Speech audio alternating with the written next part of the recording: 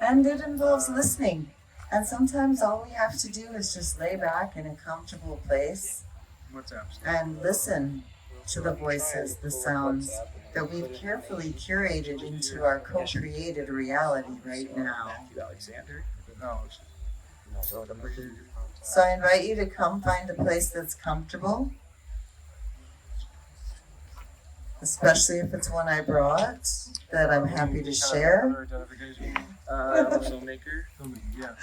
I have a filmmaker plan. As we go deep, let's go deep into the design process of this co-created reality. Yeah? Ariel, can I pass over this amazing amplification device and invite you to use it?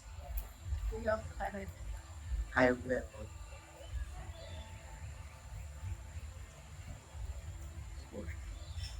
Yeah. Take too much fat. Like I feel better. Thanks, Sam. No. Let's get some snaps today, though, for being incredible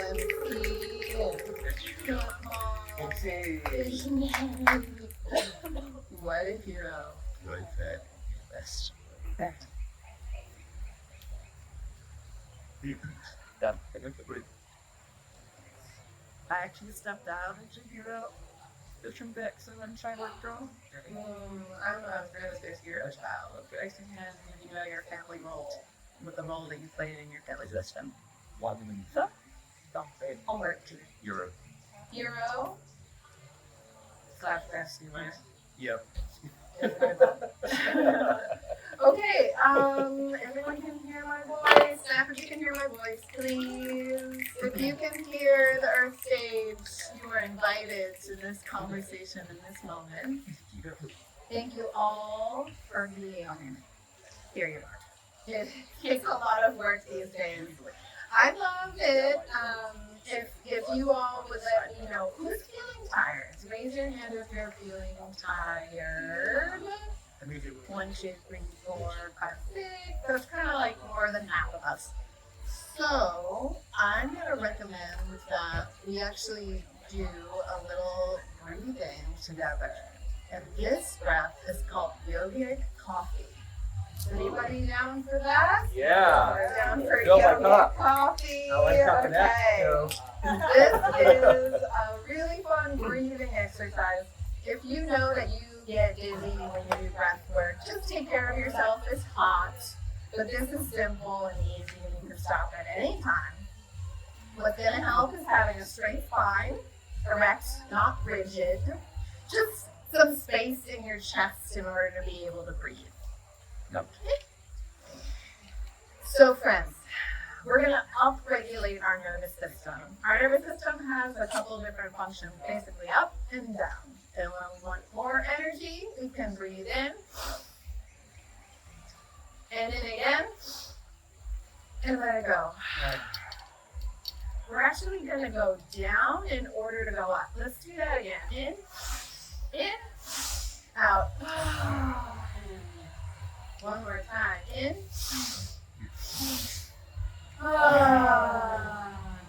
Okay, notice any settling in your system. If you're starting to feel a little bit more relaxed, that's a good sign. We're going to do one more for good effect here. In some more. And let it out slowly. Very good. Now, we're going to go up. This part is the coffee part. We're going to inhale. All of our focus is on inhaling. We're just in and then exhale. You don't exhale all the way. We're going to be doing this rapidly. The important part is just to inhale forcefully with your energy, okay? So, try to exhale with your mouth first.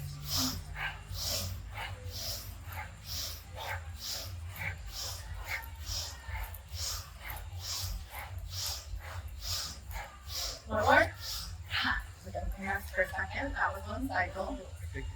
We're going to do 2 more. These are optional. You might already be feeling okay. That's right. Yawns are a good sign. It's actually a sign that your nervous system is releasing stress and tension. So if you got any pressures or stress or worries and you yawn, your body's helping. So let's help it help us. We can pretend to yawn and actually help ourselves. And the body is in there. Ready for our next round? Remember, the focus is on inhaling, and I pull the air into my lungs, and then I exhale gently, and I bring my elbows to my wrists. Inhale.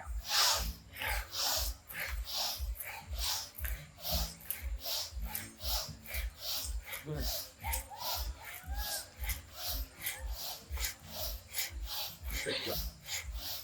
18, 19, 20. Rest. Feel. Let your body find homeostasis slowly and surely.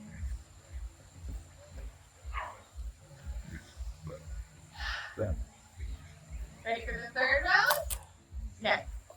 Here we go. In and down.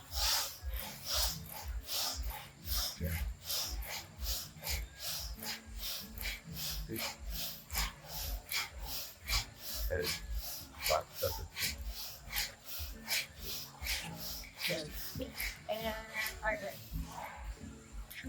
Hold your palms in your lap.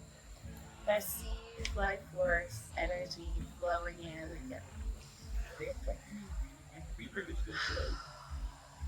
Try to show this somebody. I think that is stroke deep. Yeah. Or dude. That's all you're here to do. Yeah. Just You. You go to sleep where? I invite you to experiment with on your inhale, just relaxing your belly and letting the air flow in. So, empathy. And when you exhale, engage your whole trunk gently, kindly, exhaling, pushing all the air out. And then returning to inhale, nice and relaxing. Letting the air just gently flood into your body. Gently contracting, exhaling all the air out. There we go. Inhaling by relaxing the belly. And exhaling all the air out.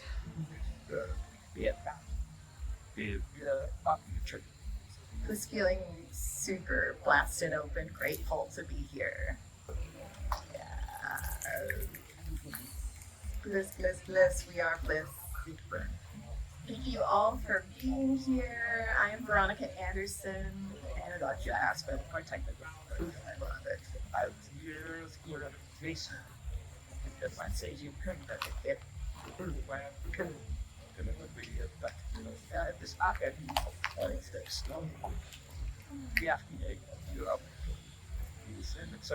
Is still amplifying? Well, yes, I eventually went. I do. Just doing how it. Wow. This teach one. Thank you, our arts camp, You take.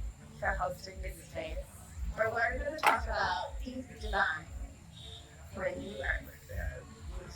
This You're like, wait. is a beautiful example of the kind of society that we want to create. And the reality is, we are aligned to actually build that world that we believe in. Our ancestors brought us prophecies that would help us know that we were on the right track. And they said that when the eagle and the condor fly together again, the world will know peace.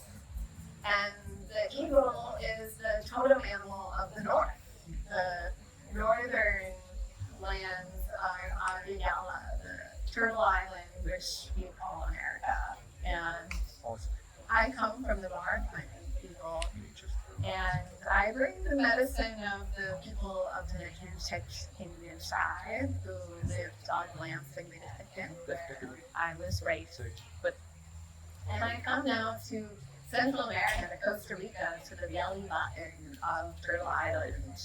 And here we are, nurturing all of us together. And we also have the wisdom of the condor coming from the south.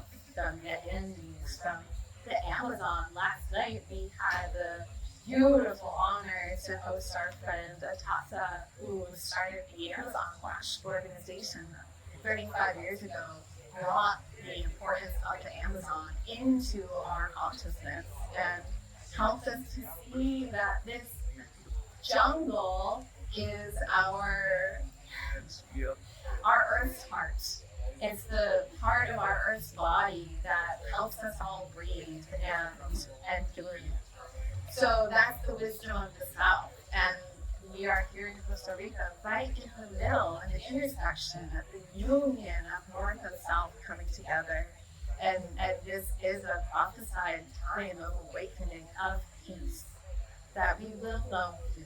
And we do know peace. All of us sitting here today is able to, because we invested in our practice of peace and been able to walk the paths that brought us here. And so just in this moment, I invite you to send yourself some gratitude for arriving, for getting here.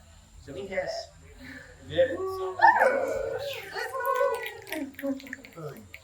We are the rainbow people. We are the ones with the sky with fire. And the prophecies of the Mayan ancestors and our from India ancestors, they all spoke of this time. And so one way that we can tune in to our alchemical power to transform the world as alchemists, our true power that lies within us is through the elements. And so my ancestors come from Ireland and England and these places that we've forgotten the indigenous names of in Western Europe. And they always taught that it was important to call in the directions and call in the elements whenever any kind of magical act was taking place. And during any ceremony or ritual, and here at Earth Mars Camp, we know that anytime we come together, it's a magical moment and that we're in creation. We can call upon the earth. That's one of the first elements we can connect with. The power of the mountains, that stability, that nurturance. And in this moment, if it would serve you to receive a hug from Mama Gaia, I invite you to just tune into the power of gravity holding us all in place right now. This gentle embrace from Mama Gaia, bringing us home in every single moment. In every moment, we have the conditions available to create happiness. In every single moment, when our hearts are beating, when we're seeing each other, the nature, we're hearing any kind of sound, this is a condition that we can use to create happiness. Because we're the artists of our reality. We are creating ourselves. And that is what I teach in my workshops about creative empowerment and visionary architecture, because my journey has been about creating myself. I wasn't given all of these tools to be a mindful co-creator with my community members. I grew up in a very dysfunctional community where violence and anger were the extremes. That was the norm. And that was how I learned how to communicate. And I'm sure many of us here didn't came from experiences that left us wanting more. And that's what pushes us forward and encourages us to seek growth and transformation. And so this practice of deep design that I want to leave you all with today is about regenerating ourselves in order to regenerate the planet. We know that by doing those simple breaths, by doing those stretches, by slowing down and really asking our partner, what are you trying to say? What do we need here? We're creating this reality that's ours to create. So I have a background in architecture. I started studying and practicing architecture in 2008 in Philadelphia. And in 2008, the world pretty much fell apart. There was this massive zeitgeist moment where everybody was like, wait, 99% of the power rests with 1% of the people? That can't be right. And we hear this reckoning around Wall Street and the economic system and how all of these systems that we had created as a society were not serving us anymore. And so that was how I grew up as an architect in the midst of this moment when the world hadn't even acknowledged that sustainability was a thing that we did yet. We, in 2015, that was the year that I graduated with a master's degree in geodesign, and the United Nations ratified the 2030 Sustainable Development Goals. So let's repeat that. In 2015, for the very first time, all of humankind around the globe came together and said, we want sustainable development. 2015, that was the first time that we all got on the same page and said, sustainability is the way, we're willing to invest in it, we're going to put our energy towards understanding how to do that. That was less than 10 years ago. We are right at the leading edge of a dramatic transformation where our global powers, the systems and structures that we operate in, the projects like the Garden and Geontic Bridge Collective, the systems around us are starting to change. And so today I want to empower you with deep design tools so that you can be part of that change. Because everyone here has a gift, has medicine, has something important to offer. And so when I talk about regeneration, regenerative development, what I'm talking about is a holistic theory that has 4 domains. This is the 4 bodies theory. And what starts to come to mind when I say the word body is probably your meat sack. This pile of bones and muscles and fibers and the blood and this physical, meaty thing that is usually what we talk about when we say body.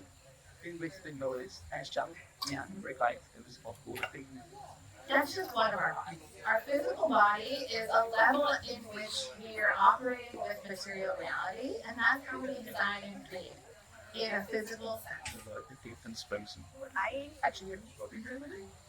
But when we create our communities, we're also using our mental body, our intellectual body.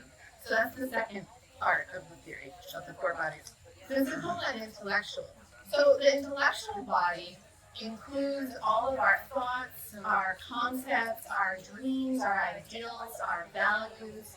And when we create with that intellectual body, we're kind of using the mind, the mental. We're really familiar with that. That's really easy for our very Western, modern society. We also have this little used body, the emotional body, where we're connecting with our heart and the language of our emotions, where we can say, I'm using anger consciously to create boundaries. I'm consciously cultivating happiness. I'm working with my sadness in order to let go. This is part of the inner architecture, the inner development, the inner regenerative living, this working with our emotions. Welcome. I like this a little bit. Then the 4th body is our spiritual body. And when we're working with the spiritual body, that's this wheel of life, the chakra system, the invisible component, that extra essence, the space between all the other elements. That's what we mean when we say the spiritual body. It's this limitless aura that is also who we are. So working with these 4 bodies, I can start to create alchemy and using my inner bodies start to shift the world around me. So that's the first framework that I wanted to leave you with as part of deep design, is those 4 bodies, the physical, the intellectual, the emotional, and the spiritual. And you can remember those with the acronym PIES. PIES. So if I want to do a check-in with myself on those 4 bodies, I can just use that acronym and say, check. How's that working, guys? Does that feel useful already? Great. So what I'm doing right now is giving you all an overview of the design tools, the basics of design. What are these components that you can use to create the world around you, this new earth, and be a part of this change that we're all witnessing, breathing right into being now? So I'm going to talk next about the outer architecture. The way that we want our cities and our villages and our homes to look and feel and function.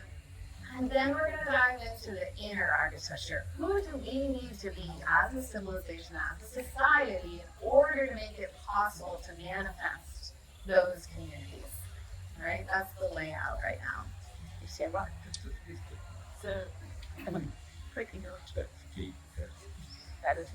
so we're hearing this call from the indigenous communities of the world right now to come back into relationship, to move out of this sort of sickness of modernity where we see everything as separate and we're not tuning into the systemic nature of reality.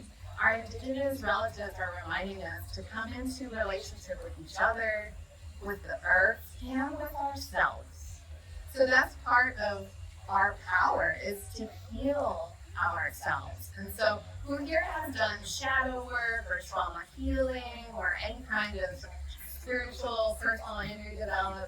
Some people are raising a hand and a foot. I got 3 here. Yeah. So this is part of our awakening as a community, as a collective consciousness. We're recognizing that there have been times where energy got stuck or stopped and couldn't flow where it needed to, and that created experiences of trauma. Trauma is when the energy gets stuck and can't flow.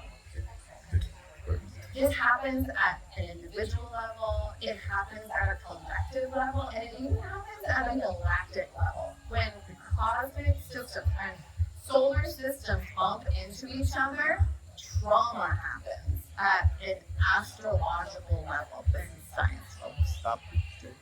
Quantum science is part of this new reality for us, and it gives us an incentive to do the work, to go into those dark places, those corners of ourselves and our psyche that maybe I could just not look at that. I could stay in denial. I could pretend I'm okay with that trigger. I could work around that trigger. It's fine. When we do that work to liberate the energy inside of ourselves, we're doing it on behalf of the collective. And so that's really what deep design is helping us to do, is to take our power into our hands. And yes, I can't go out and buy land to build a community tomorrow. I don't have that, the resources to do that. What I can do is sit with my shame or my self-doubt or my fear and work with my inner child to support her through whatever's coming up for me. So that's our power as healers. And when we do that, we're alchemizing our collective consciousness. And there's a leap here to the soul that's important to me, where I am a limitless spiritual being, just like all of you. And I'm connected to all that is. And the substance that connects me is called soul. And so when I come into a relationship with my higher power and I start to connect with my higher self, and I am listening to my soul, and I speak the language of my soul's mission, I know where I'm heading. That is a privilege and a power that we cultivate on a daily basis. And that's ensoulment. That's when I am bringing my soul into my body and I'm living in alignment with my deepest truth. And that's part of our work to build a new earth. Me living in my truth, you living in your truth, and all of us doing that simultaneously is what it takes in order to really manifest this vision that we're sharing here. And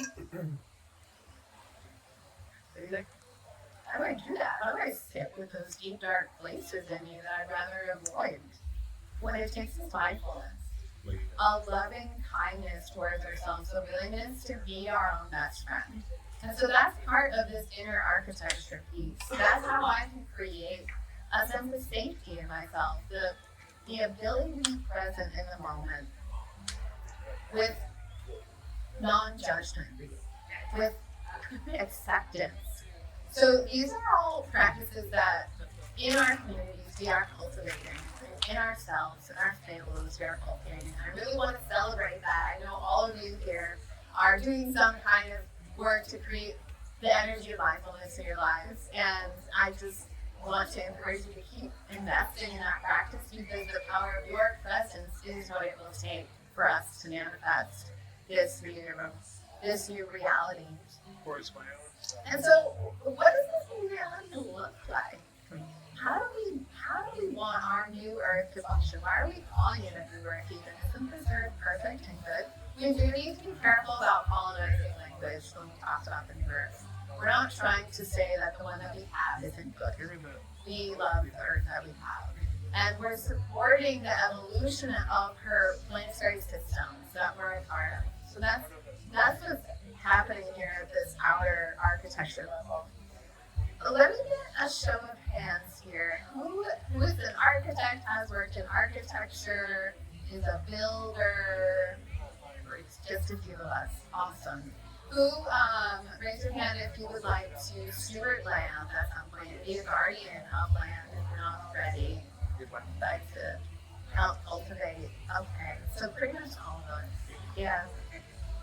Well, my practice of architecture includes something called geodesign.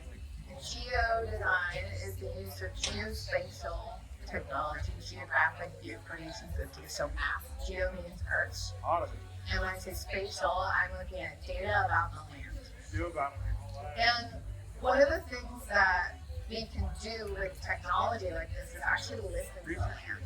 So we've been having discussions about how important it is to start by asking lands before you go up, how do you want to become? Who do you want to be? And then becoming empty vessels for that intuition, for that answer.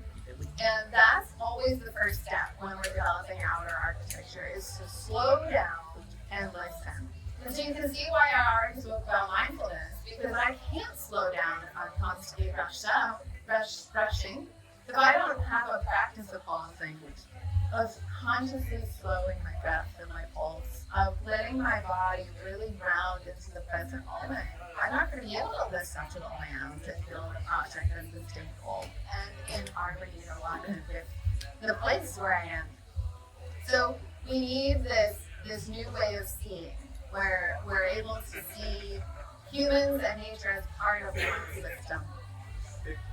And our visible structures can help us do that. The buildings that we create, the structures that we erect, the infrastructure that we build, roads and parks, all of it can reflect back to us the fact that we're part of nature. When you think of your traditional office building, does that look natural? Does that look like something that was created by nature? The long, straight lines of glass, the hard concrete corners, the sharp metal. None of that evokes the truth of nature and who we are. These organic, chaotic, dense, and interesting landscapes that our brains evolved as part of, we're now being separated from by our architecture. Not just in a visual way, but also in a tangible, physical way. And in the way that we think as well, and how we feel. So if we go back to the four bodies theory, if you think about an office building, physically it's not very comfortable. I can't breathe, I'm getting too much sun or not enough light. And then on the intellectual level, it's boring. It's hard for our minds to be in monotonous spaces. There's a neuroaesthetics is a whole field of how spaces affect us in employment. And then emotionally, being trapped inside of a steel box doesn't feel great on any natural being. And then we have the spiritual component where we're not feeling the breeze on our skin, we're not hearing the bird's song, we're not coming into communion with rivers. And so this is the importance of our visible structures.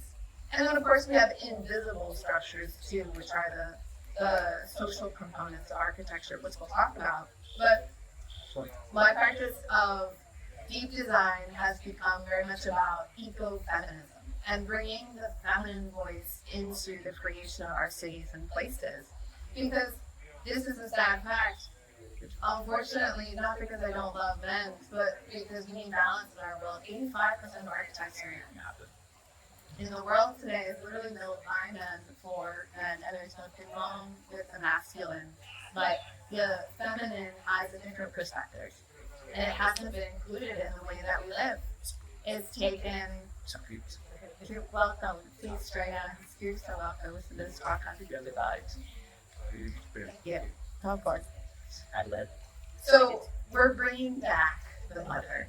We're bringing back the feminine into this conversation about how we live and where we live and what our cities and our villages, our towns, our villages look like. Because we've been separated from that quality of care that nature and Mother Earth reminds us of. That we can care for each other, we can care for ourselves and one another. And natural buildings can help us live more naturally by reflecting back to us the truth of who we are. So there's even a segment of this talk that we could go into at another moment about ecological urbanism, where cities become forests and jungles. The way that we plant in our urban environments brings down the temperature, brings back birth and natural life into the cities. And this can only happen when we're willing to invest in that kind of living. And so that's why we're also going to talk about the inner architecture of our conscious human development. Because we want cities that are full of food forests. We want towns that remind us that we're safe and we can connect with each other, where there are common areas so we can walk and we don't have to drive. But it's going to take a shift in consciousness to get there. Yeah, it's a slow. So how do we do that? It's by remembering that everything is energy. Every single thing in the world is made up of energy.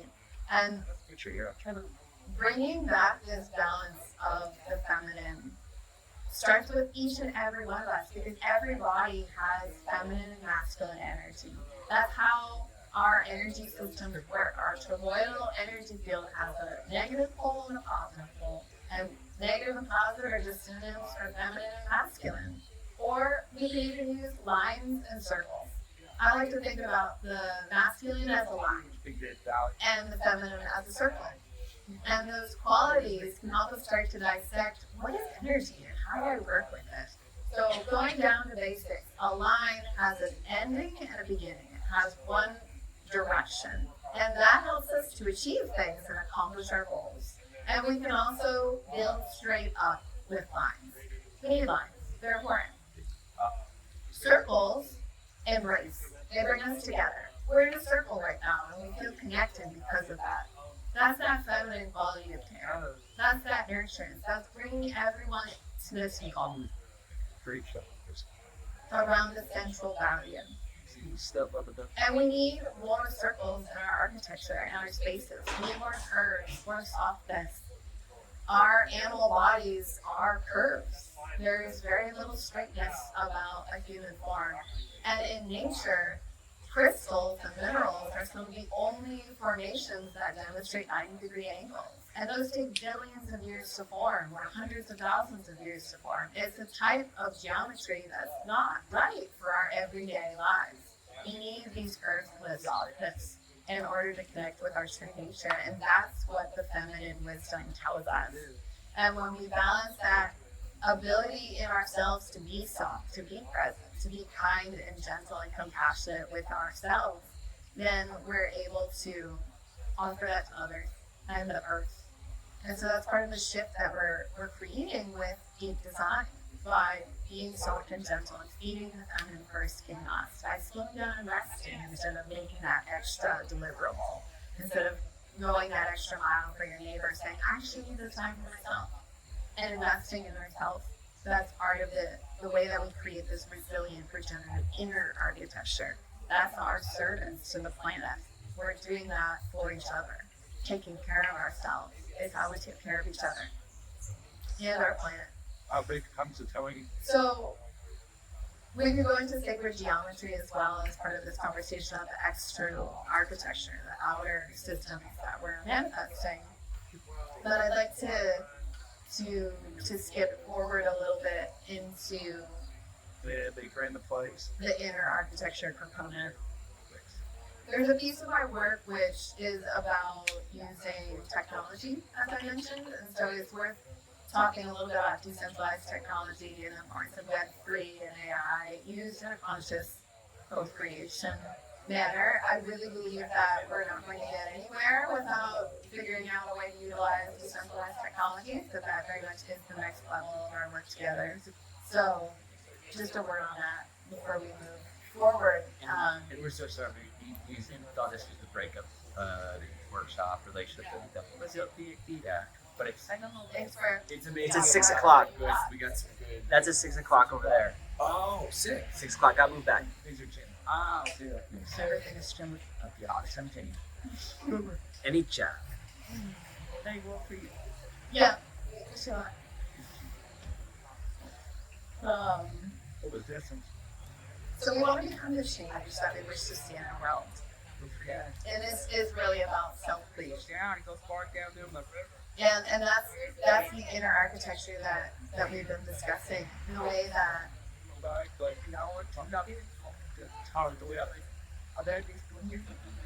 we come to center and are able to connect with our true selves. So we've been talking all day long about natural building and listening to the earth and how to stay in connection with nature and the way to be of service to our natural ecosystems and build new systems where we can actually work with life. Like, we have no idea how to develop cities yet that are actually regenerative, that are actually feel good and sustainable. But cities, dense urban populations, actually the most sustainable form of human habitation. We need cities because over the next 20 years, over 1 billion new humans are going to be born on planet Earth. And we need places for those humans to live. And the majority of those births and that population growth is going to happen in the urban environment. Now the world is a majority urban compared to rural. That flip happens. You know, more than 50% of the planet of humans live in urban areas. So our friend Travis said yesterday that, you know, this problem, humanity is destroying the planet and we're not enjoying it. It's not beautiful, it's not regenerative, it's not restorative. And so that's why inner architecture is part of this conversation. Because we need a paradigm shift in the way that we do things, where we're able to be good ancestors, where we can really show up and be in right relationship with each other, with the earth. Because this is also from our panel last night, as Costa said, who we become is as important as what we do.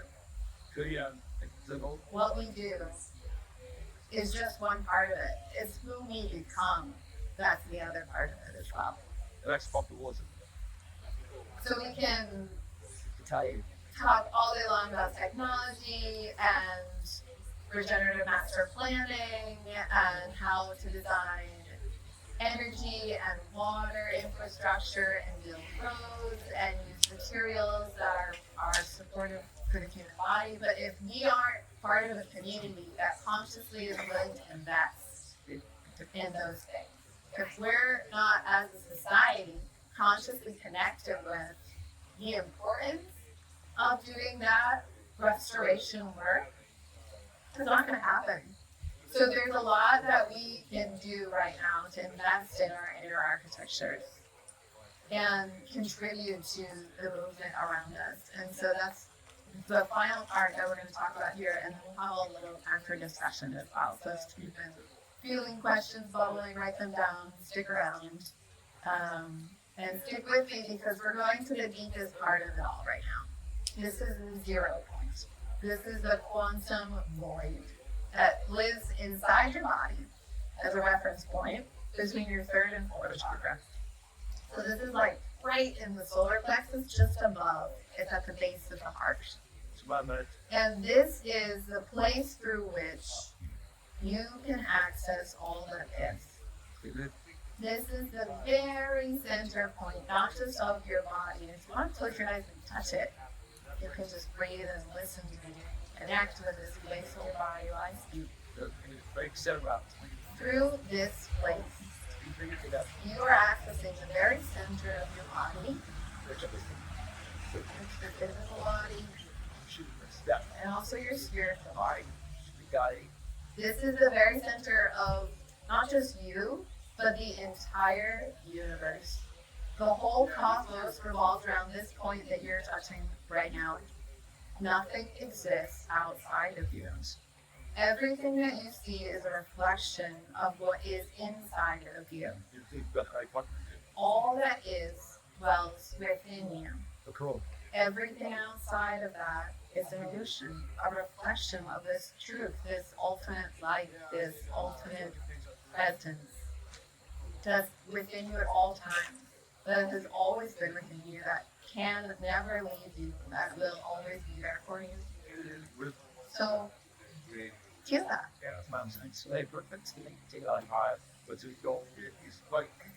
Feel that power, that bliss, that joy of being part of something so big and so powerful. And that's so good. It's just feeling that. Feeling into the mystery and magic of that. Being present to that power, that oneness, and coming into dialogue with it and exploring it, going on your quests that we all go on to understand how we're connected and what our role to play is. And so is understanding this mystery. Each soul has a unique mission that we're on in order to understand it. And it's like we're all cells in the body of Gaia. When we tune into this unique individual impulse within us, that autonomous pull to be who I am, that singular source of joy, that is how we co-create the universe. From that place, that intelligence in you will move you and me and your neighbor and all of us into spontaneous co-creation and collaboration. Because that's nature, that's who we are. And so inner architecture is about getting out of my way, letting my ego take a break, step to the side, so that I can really be present with the opportunity in the moment in front of me. And we do that through cultivating these four bodies: the physical, the mental, the emotional, and the spiritual. And that's the real important work that each one of us can do every single day in order to co-create this new earth reality. As we talked about, all of the beautiful cob buildings and the bamboo structures and the permaculture farms and the tilapia ponds and the waterfalls and all the hammocks and papaya that you could ever dream of, followed by tons of coconut water. That's what we're creating. And that's how we get there, is the ease of following the guidance within ourselves and healing so that we're not triggered off our path, and also learning how to regulate our bodies and do the breath practices to help us come into regulation and the present moment. So the final piece here, which is important when we're talking about deep design and this inner architecture, is that we're not colonizing the world around us. We live in a paradigm of power over. And in order to do this work, it's important to embody the regenerative principles like decolonization. So we've colonized our own bodies and minds as a result of living in this paradigm where the person with the most power and money gets to come in and do whatever they want, and they don't have to pay any of the consequences, and they get to take the resources they need.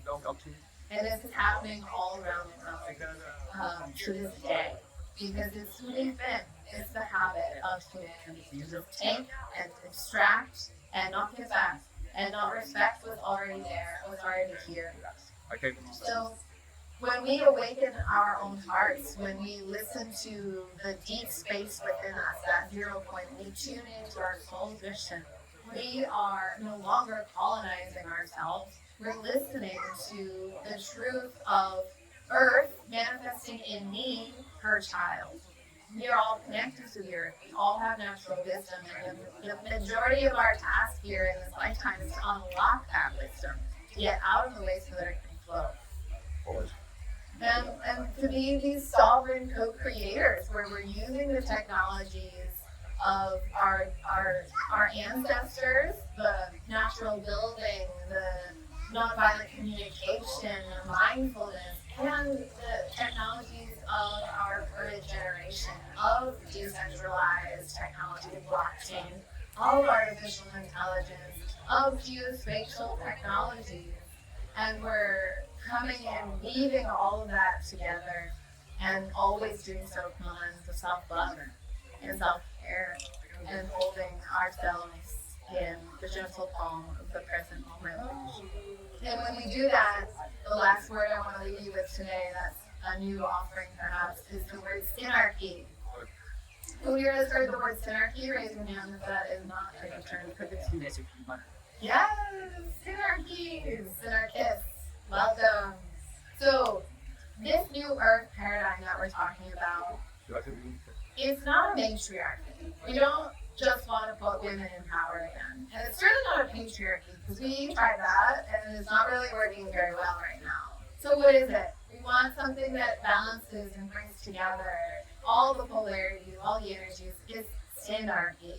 It's the non-hierarchical self-rule, where being guided from the 0 point, knowing that I am channeling my soul mission in every moment, and that it is the soul that moves me, we can all trust each other and not have to rule over each other. And so that's the ideal that we're striving for through this practice of deep design, through this inner architecture, which creates outer architecture that is regenerative and sustainable, and then comes back in again and informs us, yes, I am a child of the earth, and I belong. I matter, I am so worthy, and loved and lovable and loving. And with that, I would like to open the floor for a few minutes to hear from all of you. What brings you to this moment? What are you taking away from what you've heard? And we'll hear a little bit from the group. I see a hand. Yeah, I just wanted to say, I guess, what brings me here is just this future thought of what the new world looks like. And right now, in many moments, it's been this big question mark. And it's kind of this coming together of pieces of what that looks like. And it's cool to hear this perspective of how, the masculine energy in building is a straight line, and the feminine is this circle that is more like willing to cultivate life rather than exclude and separate. And I think my question for you, and honestly anyone, is like a theoretical community meeting, and they open the floor and say, like, what do you see, like, this feminine energy in our building? How would you cultivate that? And like, what would that look like? Maybe whether, I know many communities have different priorities and other things, but just like, what would be kind of some of the basics in feminine building? Thank you for that course with March. What's your name? Elisa. Elisa, thank you for being here. Thank you for visioning it all. Every time we vision, we start to create pathways toward the answers. We don't have all the answers yet. We're in this process of deciding how that works. That's done in leadership, it's out of emergence. So the first thing would be a detachment from any kind of outcome. A surrender to the chaos of creation, and that it will take the time it needs to take to come into clarity. Then we listen. Our present in openness, if it were a land project, we would go and listen on the land, maybe for a year. And we would watch all the cycles. Then we would ask questions of the neighbors too. We would look around, who's part of this community of life? Who's been here? Who's already here? How can we connect with them? And who's going to be taking care of the building? Who is actually responsible for the maintenance of it? And what are their needs? And how do they work? And what wisdom can they offer the process? And then we would go into a cyclical process of design, where there's an iterative, this is what we think it should be. And we get feedback and we redesign. And then we get feedback and we redesign. And so in that way, it's an organic process. I think the organic could be a key word. Yeah. To answer your question. I like the idea of the ever-changingness of it, and I feel like in masculine energy building, it's been a one way, my way is like my way or the highway kind of vibe, and it's always good to see that, like, just this room for openness and being traditionally wrong, and being open to challenge, and really knowing that in something that is changing, like how our new world is, that we can't always land on the right answer the first way around. Yeah, we can give ourselves kind of grace Yeah. for the process. Yeah. Play and, Yeah. and be gentle Yeah. with our inner children, who are ultimately the ones that come out when we're in co-creation. Just like motherly energy. Perhaps that could be another key, would be the word compassion. That gentleness where, somebody's doing trigger, we're gonna honor that, we're gonna be together.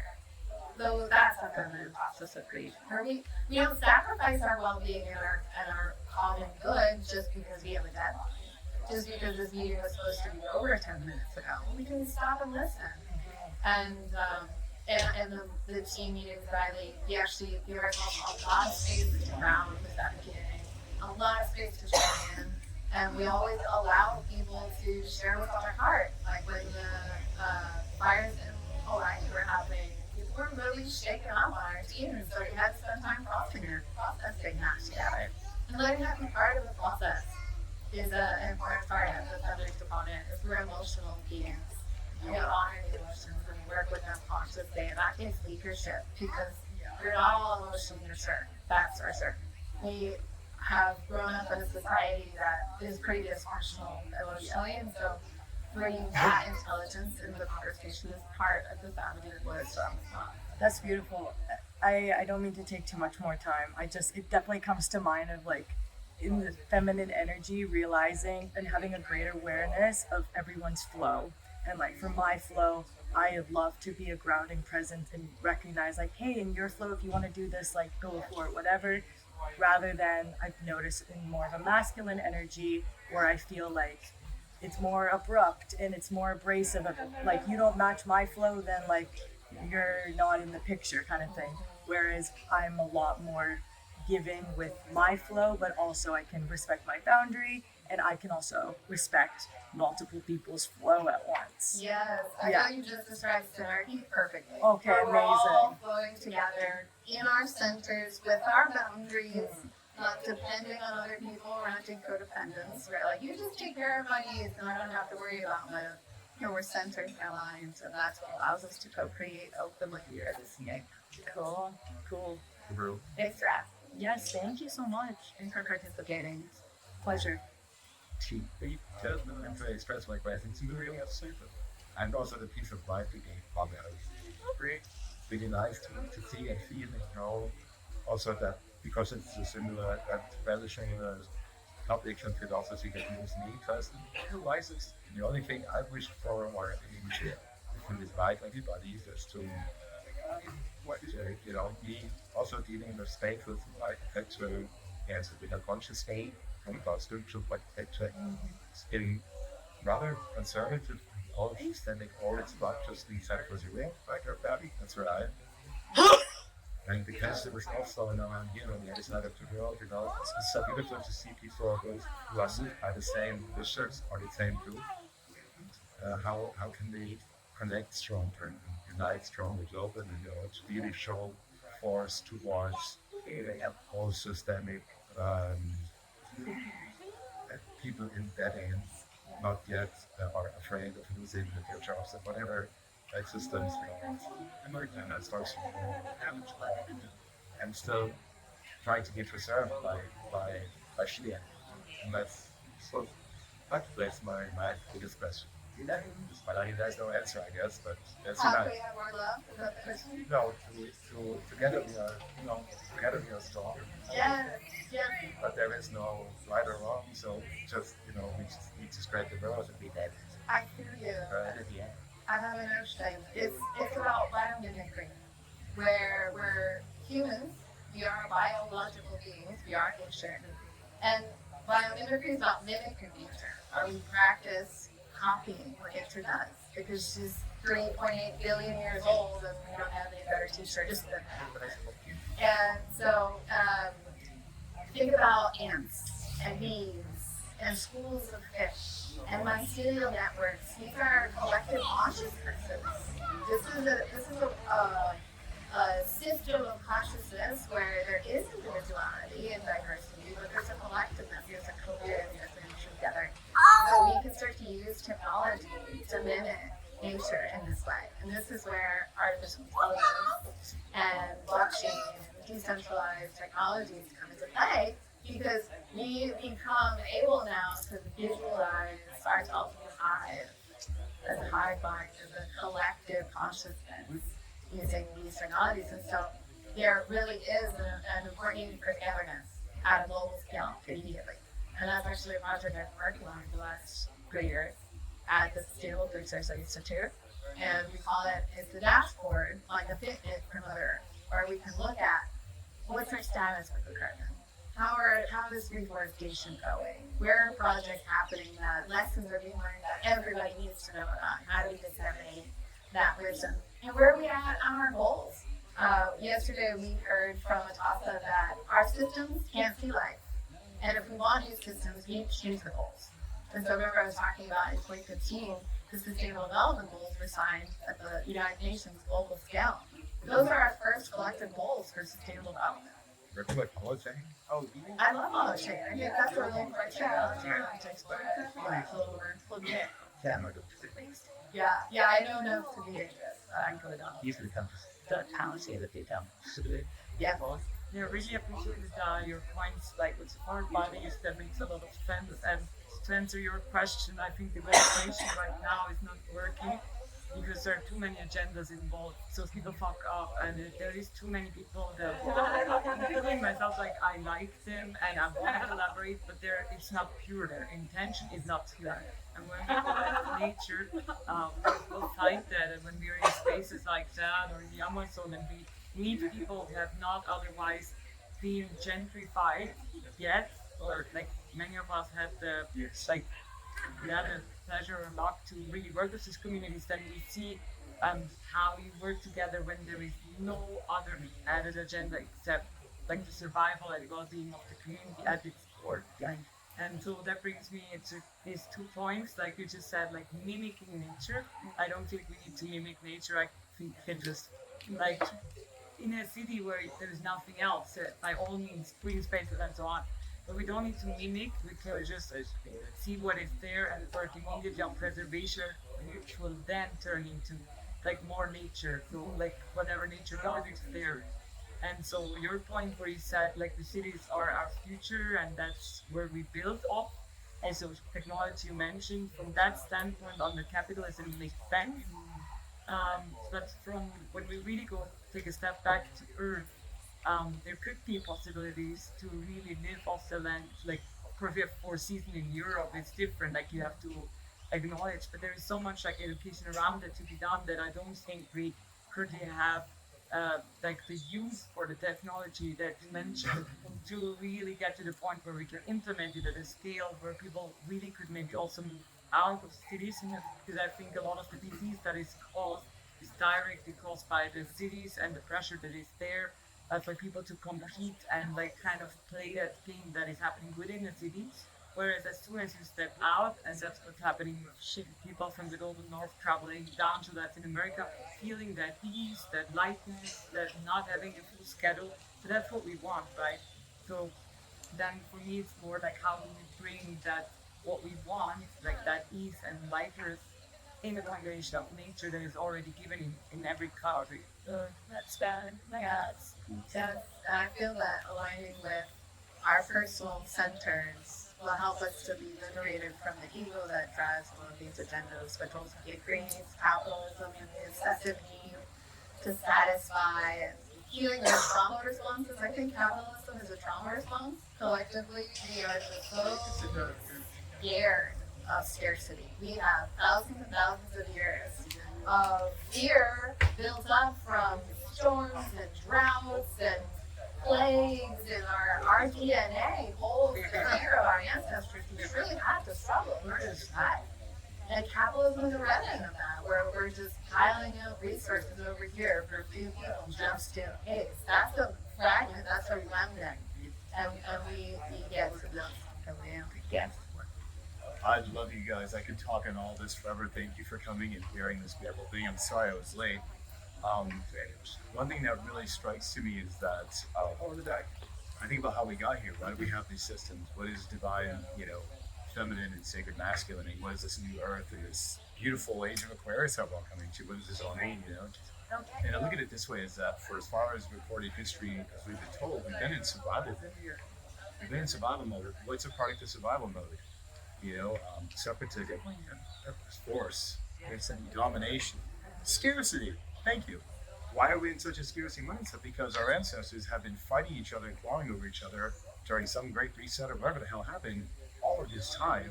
And this is where we get all these hyper-masculine traits, these toxic masculine traits of our leadership, and the toxic feminine traits of our leadership. Fear, the judgment, beliefs, all these things. So I think that survival mode equals masculine energy, toxic masculine energy, you know, or even healthy masculine energy of like, you know, protectionism and all these things. It comes from wanting to like survive. And the funny thing is that we want to thrive. And I think thriving comes from the source and the creatrix of our feminine energy. And so a lot of times, you know, I come to a lot of things and it's a lot of healing the masculine feminine divide. And it's funny because I think it's right, but I think it starts here. Because from an energetic, if you believe in the oldest science in the world, astrology, any of these things, we're all energetically bisexual. We all have some sort of component of masculine and feminine energy. Like I'm 70% masculine, if you believe in this thing, and I'm 30% feminine. But I never was put in touch with that feminine side because I grew up in survival mode systems. All these cities, all these living systems we have, they're all based on survival mode. So how do we thrive? You know, and for me, it's a learning process of coming into the healthy side of my feminine energy, which is compassion, which is holistic leadership from a caring and empathy perspective. You know, it's hard to have that when you're in survival mode. So how do you go from survival mode to thrival mode? And there's a middle component that we're all coming to now.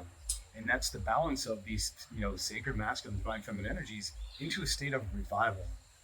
And it's reviving these energies within ourselves that are going to allow us to make these beautiful new earth, age of Aquarius, feminine-led systems, because we're all in. And here's the thing is, if you think you're divided as masculines here, there's a couple things that happen. First off, if I can sidebar for a second, scientists tell me that the womb, the beautiful creatrix wombs, it's not survival of the fittest, the first sperm to get in there. It's the womb goes, you're the one, come.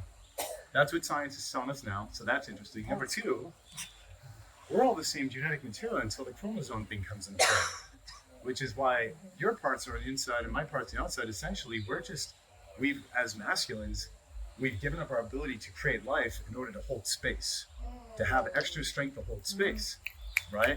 And if you don't believe me, gentlemen, look down, we have boobies. Why do we have boobies? Unless we are actually modified women. So, coming into this new age of Aquarius, it's a great opportunity to worship the divine feminine in us first, so that we can shine it outwards into our leadership, and we can support this beautiful, compassionate, empathy baseline of holistic leadership that it's going to take to get from survival mode into revival mode, so we can thrive. So if we want to save the earth, I'm always saying, hey, if you want to save the earth, she's the divine feminine. She doesn't need our help. We need to heal ourselves, you know. And so this is where my line of journey comes in, is that I'm a new earth co-creator in terms of helping people learn how to revive themselves. And so that's my contribution to this thing, is first healing that sacred feminine energy within myself and coming into grips with not just the toxic and negative side of those feminine and masculine, but also the healthy side of those things that we bring into this leadership that allows us to leadership from an integral perspective. Because when we're just an ego and survival, it's all about me. How am I going to survive? How am I going to get it? Screw them. That's survival mode. Sound familiar? You know anybody like this? Right? And then revival mode is really about us versus them. Well, let's heal this thing versus that, the sacred, the masculine, outside of ourselves. You know, there's left and there's right, and there's up and this left and right wing thing, like all of these things, you're two parts of the same bird. Let's heal the bird. You know, we are the bird, and we are actually all one, physically, energetically, emotionally, socially, creatively, and spiritually, all in one. This is where I land when it comes to how do you integrate that feminine into leadership. We heal that trauma loop within ourselves from the awakened feminine and divine masculine in all of us. And that's really what I'm here to do as a co-creator, and help people heal that wound, because it's amazing what happens when you feel that resistance and you don't have that like us versus them thing outside of us. It's no longer inside you. Things just flow. Opportunities open, wide open, you know. But it really comes down to just understanding that we are all worthy of love, including with ourselves, both sides and all ways. Yeah. Thank you. Yeah, thank you. Thank you for being a cosmic champ tonight. Thank you, really. We're all here. Reflection. Yeah. Go shut up. Let me check how we're doing with time. Are we on a strict schedule, or can you take? We are at the end of our time. We do not, the folks who are coming up next are really excited to share their thoughts of Puja. And also, I sent them on to there a little bit longer, so there is some space for us. Okay, no, Food, check in with one another. that's where we're headed. I'm going to share the comment that came to me right here, which was about, you started off speaking about the separation and the clashing and the warring and the way that we're always in this current paradigm fighting against one another, and not just each other but ourselves. You know, we let ourselves be free. Why would we let anyone else? Well, we get to flip that script today. We're a part of a community that has been lovingly stewarded for the experience of self-expression. And so I invite you to really ground in the peace that comes from knowing that you're free to be you here at this place. And notice how it feels to give others that freedom to be themselves. And let that peace fill you up.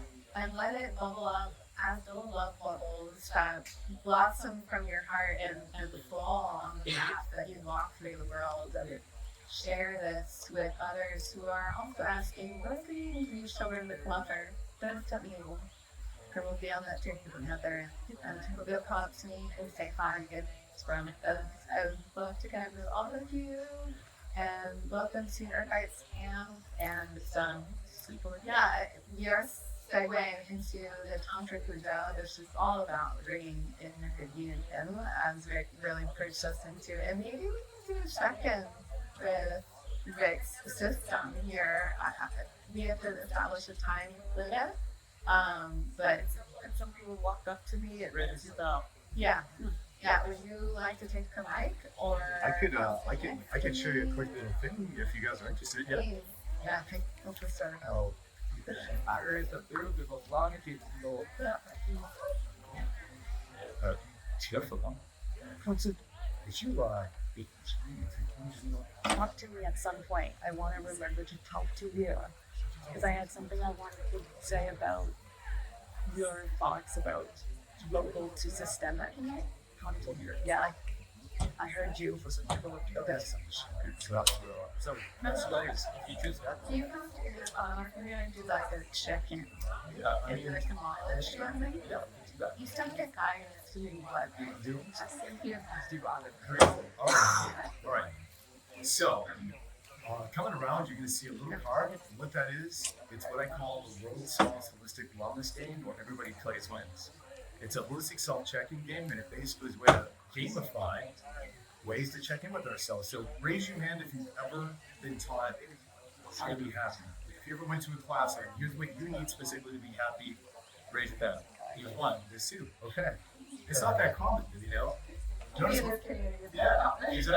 Notice my hand was raised. Like, why is that? Well, because my parents, my ancestors, you know, we have very stunning survival.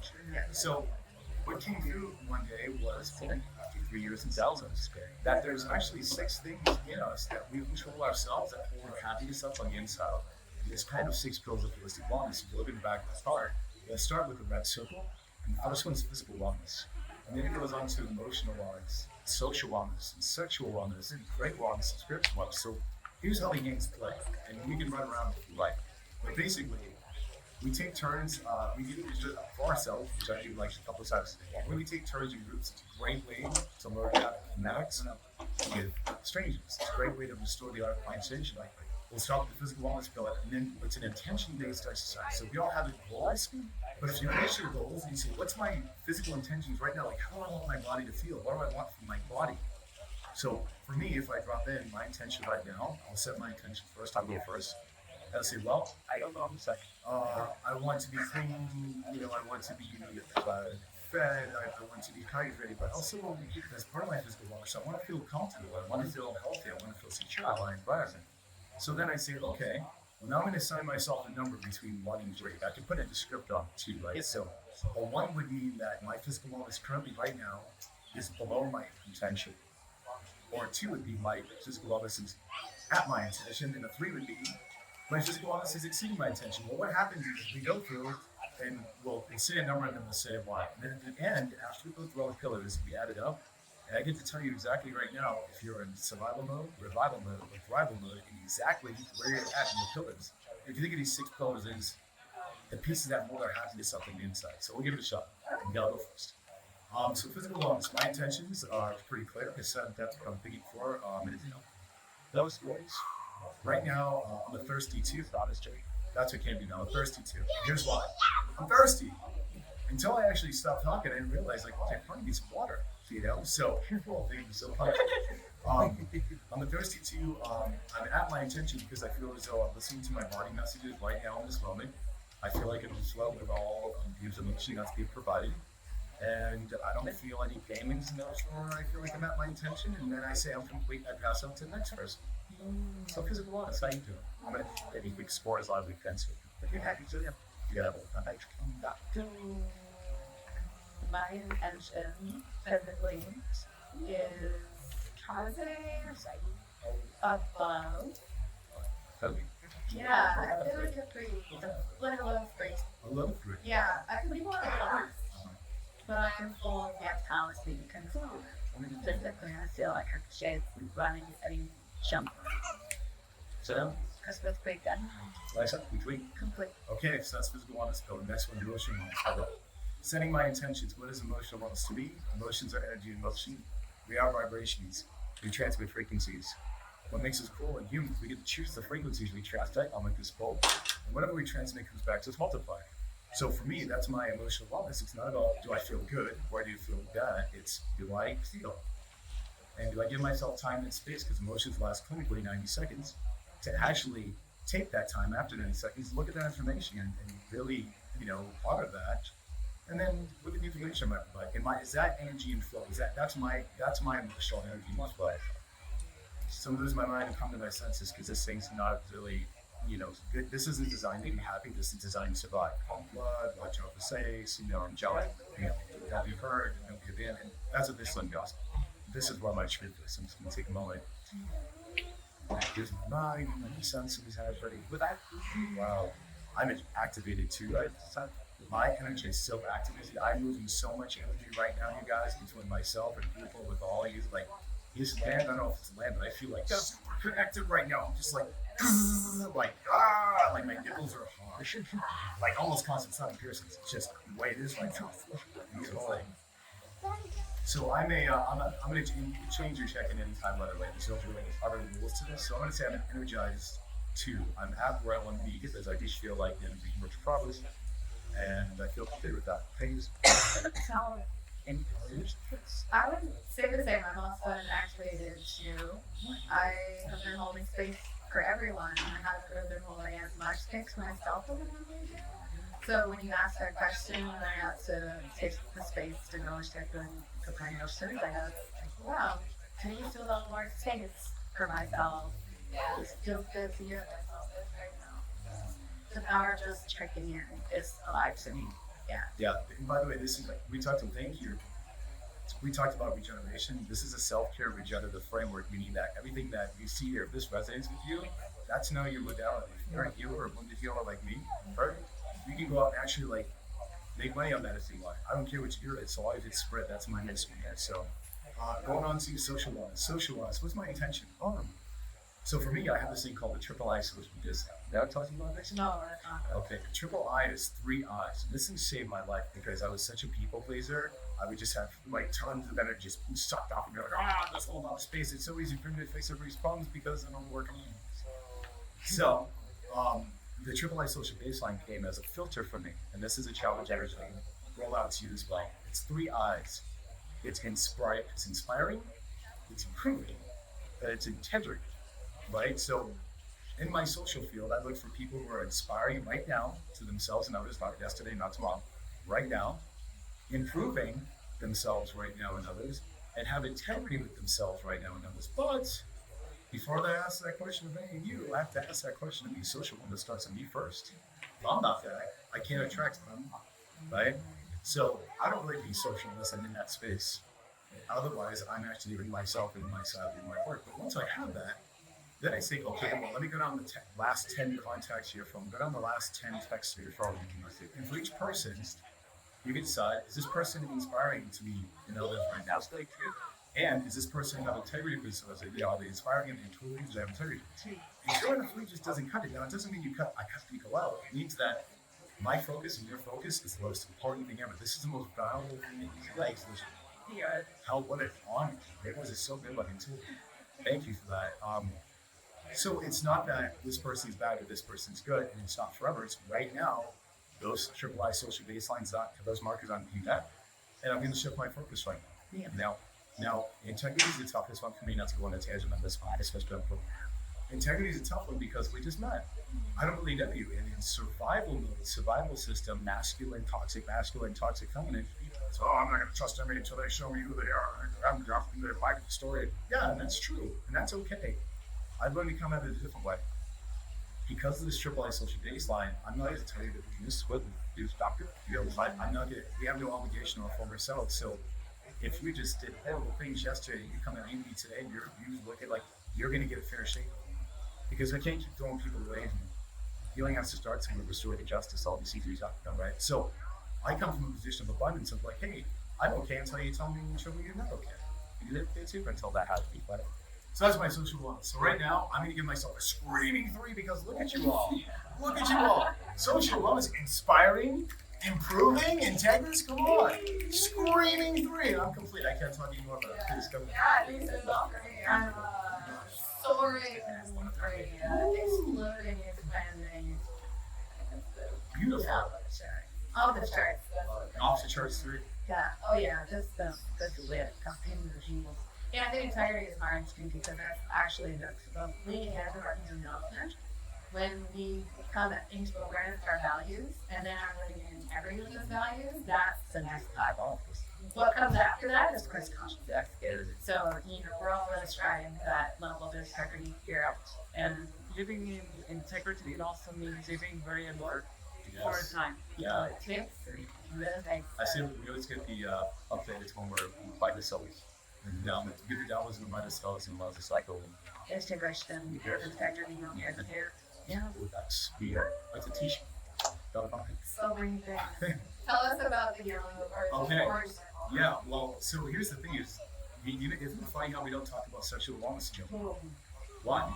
Why is there so much shame, guilt, fear, blockage?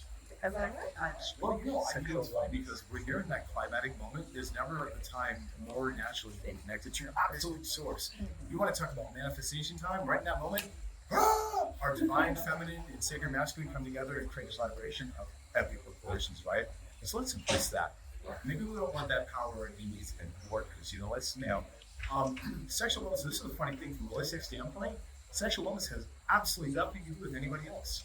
Sexual wellness starts with me because sexual wellness, what is sexuality? It's intimacy. What intimacy is? And to me, I see it. So we talk about sexual wellness, we're actually talking about your psyche. How's your self-care? How's your relationship with yourself? Are you giving yourself permission? So here's my intentions to this. Am I giving myself permission to express myself in my sexual energy in all consensual ways without shame, fear, guilt? Am I allowing myself to evolve or expand and explore in that sexual expression without any obligation in all consensual ways? Is that energy moved? Am I violating my own consent sexually? Am I just going through the motions because I'm externalizing my sexuality? These are things I ask in this moment. So if I'm going to check in, don't tell you anything about my partner. This is great when couples check in, you can be ones below, and that's okay. Because that's your relationship with us, it's your intimacy. Cool. You know what? I feel like we're us too right now. And here's why. I've not been in an environment that's been enriched like everything that's been made to be done in some space with others, or really even myself. Well, my self-care is actually really important here, in terms of making sure I'm watered, making sure I am taking a walk when I need to. I'm expressing myself. I'm thinking about what my inside infinite needs are. On a constant basis, whether I can cuss or not. So I'm the change. Let's say I'm an understanding. I'm an understanding too. I understand why it's like that. I mean, focus on it. So that's. Right, it's a good example of the fact because as a newbie to the practice, I'm not used to checking when I first go in hashtag just the way they offer. So when I do that and just I feel pretty chewy. I feel pretty authentic, empowered, and I recognize that I could be freer and bigger. It is a possibility, so I'm not needing it. Am I honest exactly with that she managed that she's at? Yes, exactly. Exactly. It's a beautiful opportunity to show that you might not get what you think you want in this checklist process, but then you might realize it's exactly what you need. And therefore discover that you might be doing way better than you thought you would. Actually, this is the partnership. Yeah, I do feel that way. I do feel like being in a female body in front of a group of people always brings fear of judgment and shame, and I feel like working with that. Yeah. That is just You all have imposters, and it's all part of the thing. It's all part of the right. So we get to do what's good like that. Yeah. So, Thank you. great. Excellent. Okay. So that was 2-ish. The next one is creative wellness, and then we only have one more after that. Creative wellness. My intention for creative wellness is can I relate to what I create? Am I in vibrational alignment where my focus is going right now? Is my focus going to somewhere else, somebody else's focus? That's my wellness for my creative wellness. Am I thinking that? I have to say it's very hard for me not to have anything but a cosmic 3 right now, because this is exactly why I exist, to share this modality, the self-regenerative self-care framework. Regionality is a game to play. And so you can become facilitators in your own communities through your own practice and write about it in your books. You can do whatever you want. It's not your thing. I'm a change. I'm a cosmically thankful for you. Just sending your ample self-expression to this room too, Liz Bowman. I feel that I'm very blessed and my creative investment. Yeah, when I found this framework on Thursday, the creative sphere really called me because I realized I was low in the creative sphere and I got like a 1. Yeah. I'm like, oh wow, yeah, well this is a great place to be to express my creative self. And that became my intention actually was creating an experience that it all encounters. And I have nothing grudge to keep it. That's its own. It's my thinking. Great. That's a great job to see something else. Very cool. Well, the last one is spiritual wellness. So there's certain things we're not born with. Well, I wasn't born with, especially with a masculine body, emotional intelligence, and spiritual wellness. Like I had no emotional. Like if you ask me my emotional, how are we doing? Right? Like years ago, like good, bad, happy, sad, horny, hungry. Yeah, I had no idea what it meant at all when I was saying it. It was always good. Raise your hand, guys, if you're ever saying, how you feeling? Good. Oh yeah. Good. Bad. Good. Right? Spiritual wellness was like that for me too. Like I just thought that spirituality had something to do with religion. And what I've learned is that spirituality comes from within, religion comes from without. So with respect to all of the sins, I find that spirituality to me and my wellness is what brings me together with you and everything that I touch, see, and can't see. Everything I feel, all 33 of my senses, that's spiritual wellness. So where am I spiritually? Cool.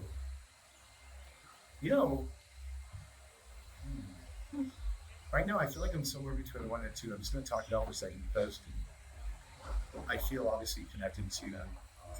I think there's so much beautiful, but I haven't really had a lot of potential, elongated spiritual time. I haven't really speak like I'm going to go take a walk for half an hour.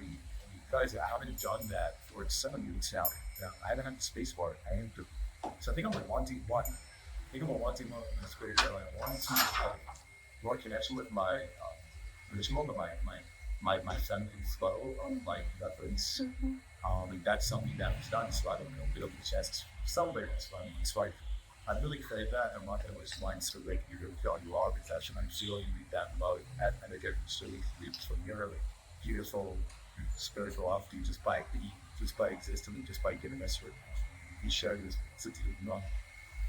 So yeah, I'm a combination jet to a break this month. Thank you. You guys just helped me actually change my 1 to 2 way. Just by observing. So, Thank you. Yeah. So, hopefully you can get some time yourself to find out from that game where you said that it was constantly taking your time. It's a giving. It's an honor. Yeah. So serving in public is an honor. So, I feel similarly. I actually do feel free because this experience of sharing this with them is my highest precious life and just for people to have that and bridge the sword and laugh with this is happening about it. So I told you it was a game. Here's how it works. The first thing we do is we celebrate our 3 days. Like, I'm listening to say, okay, Let's see, I have a 3 in spiritual wellness, creative wellness. Veronica has a 3 in physical wellness, spiritual wellness, and creative wellness, and physical, social, creative, and spiritual. So in all those areas, we are way over abundant. Yo, we've done so good. We've done so good because the 3s represent thrival. Right now, those pillars are thriving in us right now in this moment. Which means that we're doing so good in those, we can actually take some of that energy and focus away from those particular colors and put it towards our 1-time 2s, right? Then we'll celebrate our 2s, which is, for me, I have 2s in physical, emotional, sexual, and spiritual. You have 2s in emotional, sexual. So 2s represent complete harmonic balance. We don't have to do anything else. We just got to exist and say, thanks, we did a great job. Now, one of the most valuable numbers, funny enough, is 1. 1 represents our current unmet needs, right? So, running you have no 1s, I have 1 in knowledge. That 1 was chosen as hero. So we now currently don't have any unmet needs, and now here's the fun part. We get to see what life mode we're on. 6 through 9 is survival mode. Vitality always up. 6 through 9 is survival mode. 10 through 14 is revival mode, and 15 through 18 is survival mode. So right now, I'm rocking 14, which means 12, I'm right under survival mode. 15 for 18, so I'm just on the far side of revival. So right now I'm high reviving everybody. Woo! And Veronica is rocking a 16. She is in survival mode, 2 away from the top. The better than thank you so much. And that is the world's smallest wellness game. Everybody plays wins. We built a community on this thing. I'm gonna list some stickers. It's called Bliss Burn. And if you guys want to join us, it's absolutely free. It's where we go and actually have a community built off of all systems built to all first, tomorrow for North Village to the future. Thank you for your time.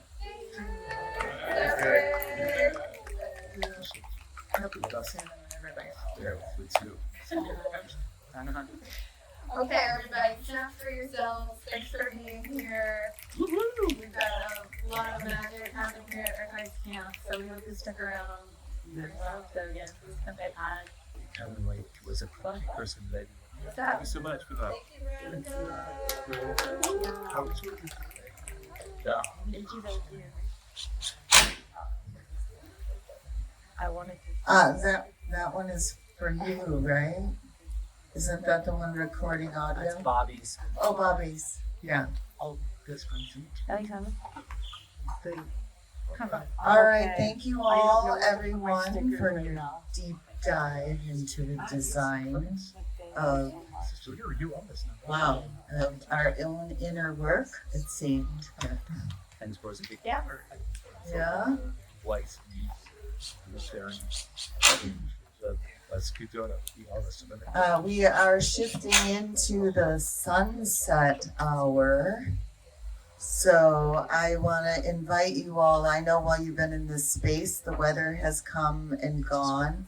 Just please take a moment to look around you and be sure that the place feels as inviting and welcoming, if not more so, for the next that are coming in, for your having been here or still being here now. I invite you to take some space to take care of yourself. Notice where we are in the day. It's getting darker. Do you know where your headlamp is?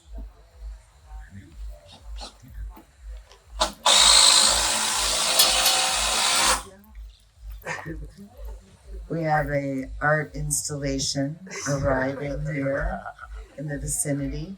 Sorry, I've been waiting for you guys to be done. No, you're good. Let's get it done though, because it's just a pause. I would like to send out a call to our neighbors and friends, Isabel and Talia Sol.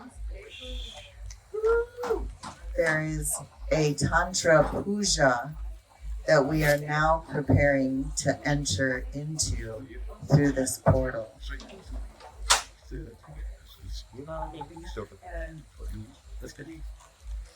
Yeah.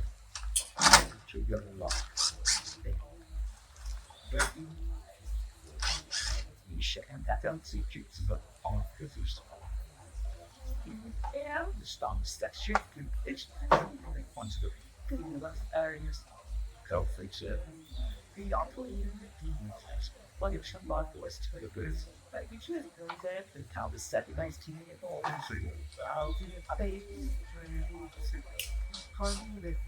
is the case? What are you spending way? You're absolutely well. If we have really changed that one, There is a time to dance, I could and there is a time to melt.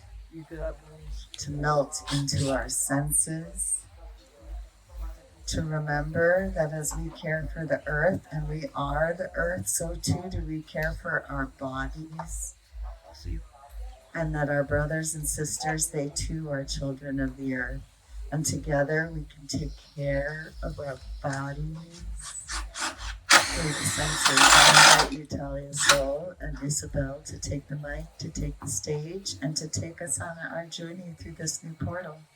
young ladies to see if I can like seconds like great things this is.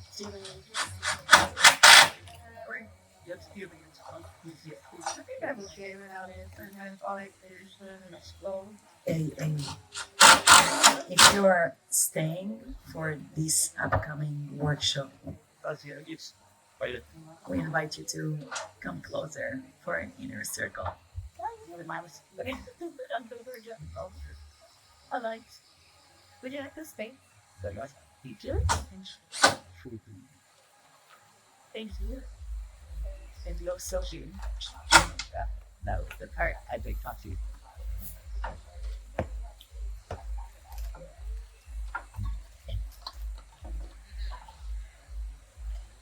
Well, pretty. About me. Alright.